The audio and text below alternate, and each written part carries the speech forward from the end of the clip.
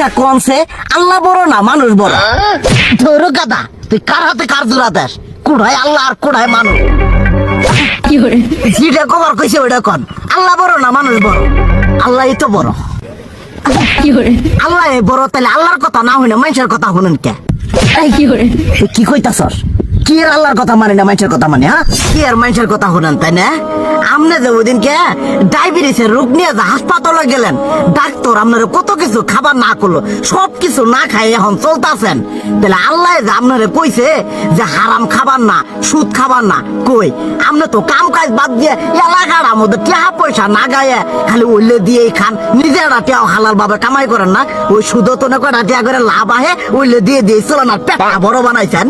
শুনেন একটা কথা কই, হারামের কোনোদিন আরাম নাই। হালাল পথে রুজি রোজগার করেন, প্রয়োজনে এড়া বেলা কম খায়েন, তাও শরীর পিণ্ডও ভালো থাকবো, কোনো রোগ বেদও হবো না, আরামও পাবেন, আল্লাহও খুশি থাকবো।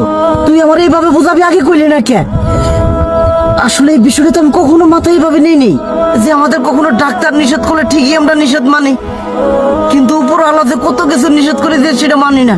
আর এই যে হারাম পথে টিয়া পয়সা কামাই করতেছেন, শরীরের মধ্যে দুনিয়া রোগ বেত হয়েছে, দেখা যাইতেছে যা টিয়া হারাম পথে কামাই করতেছেন তার তো বেশি টিয়া মনে করেন জ্বলেই যাইতেছে গা বেশি।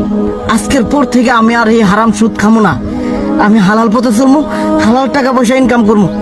এতে করে যদি একবেলা কমও খাইতে হয় তবুও খামো, তবু আমি আর এই হারাম পথে চলবো না। আচ্ছা ঠিক আছে।